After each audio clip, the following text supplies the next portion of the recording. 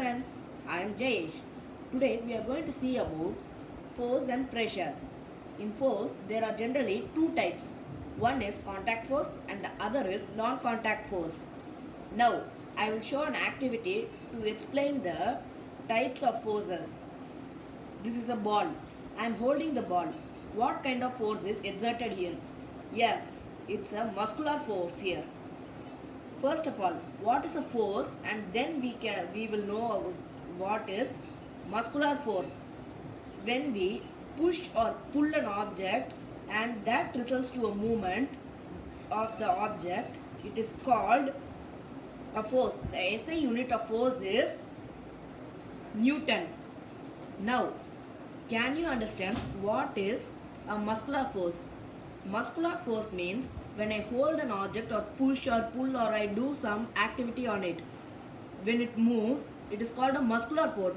Wherever I am exerting a pressure using my body, it is called muscular force. This ball, now I am leaving. What kind of force you see in it? Yes, you are right. When this ball bounces, this is called a spring force.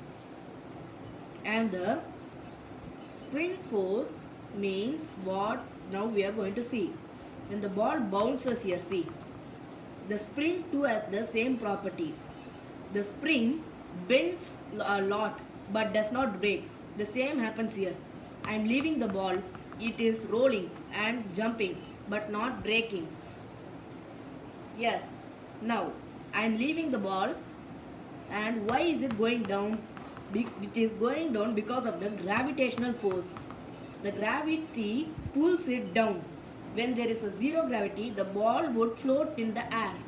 Whereas in gravity, the ball goes down to the ground again. Here, I am leaving the ball, and the ball rolls to some distance and it stops. This ball stops due to the friction.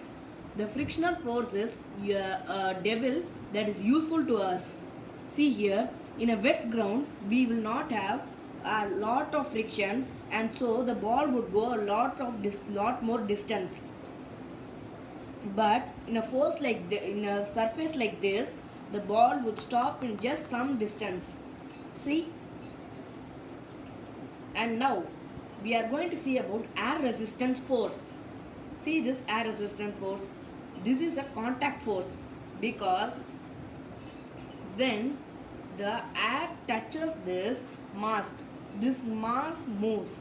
Else this mask would be on the same position. So it is called an contact force. This is called air resistance force. See how the mask moves. In non-contact forces, there are generally three forces. They are electrostatic force, magnetic force and gravitational force. Among these, which is the least force you would find? Yeah, you are correct. It's the gravitational force. The next force we are going to see is magnetic force. What is a magnetic force? When you take a magnet and keep it near an iron or metal object, if the metal object is small, it would come to the magnet. If the iron is bigger or the metal object is bigger than the magnet would attract to it. This is called a magnetic force. Now, for example, I will say you a thing. From space, there are meteoroids which come into the earth. Why do you think they enter the earth? It's because of the gravitational field, and the earth is itself a magnet too. These both are the reason why they get into the earth. If we are not having both the gravity and magnetic force in the earth, definitely no meteoroid will come or any other thing will come to the earth's surface. Now, the next force we are going to see is electrostatic force. See, when an object is charged, or a body or an object, you can take any word. When they are charged, they attract the other body which is charged or not charged. For example, now take a paper and a cheap. When you comb your hair, with oil and keep the paper towards the cheap could attract the paper. This is called electrostatic force. Now, the next force we are going to see is normal force. See here, keep this ball here. Is it moving? No. But there's a force applied in this ball too. Do you want to know what force this is? The gravitational force pulls it down towards the ground, but the normal force keeps it the same place. When the normal force and the gravitational force are equal, there would be no object moving. That is why when we park our car, the car does not go to the ground or does not fly in the air.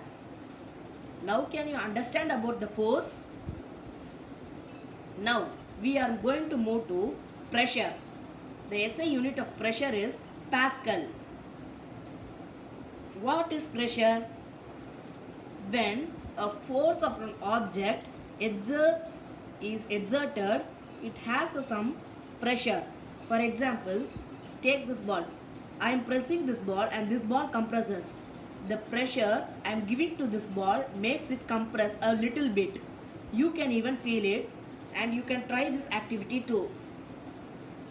Now, we are going to see how the pressure works and how it is useful. Pressure is very important in our life. If your car stops on the road, what would you do? You would push the car to the petrol pump or to the mechanic shop. When you push the car, it moves. So, the pushing that exerts a pressure on the car makes it move. Now, I think you can understand what is a pressure. Now, I will tell you about a thing. See, this ball is here. If I am exerting pressure from one side of the ball, it moves. If I am exerting pressure in the another side, the ball does not move. Because when equal pressure is there on both the sides, the ball does not move or an object does not move. But when there is a pressure increased in one side and the pressure less in the other side, the ball will easily move. Now I think you can understand why your car does not stop because of the friction. Because your car has a pressure exerted. When you start your car and drive it, the pressure you exert on the pressure the accelerator exerts, it helps it move towards helps it move and does not stop the car until you put the brake. Why does the brake help to stop your car? Because the brake stops putting pressure and the friction in the ground stops your car. Now I think you are clear with the force and pressure. Thank you. If you like the video, please subscribe to my channel.